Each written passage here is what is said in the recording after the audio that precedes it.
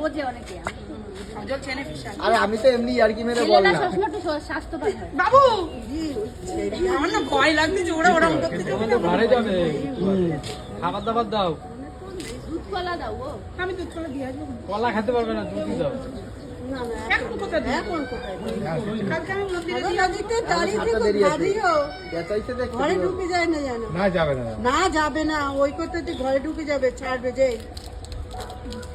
কি বলিস, এ তো ভয় লাগার কি? হ্যাঁ ঘা দিলি সাইড দিয়ে বেরিয়ে যাবে ঘরে ঢুকে যাবে দিনে দিনে ধাক্কা দিও। থাক কিছু করছে না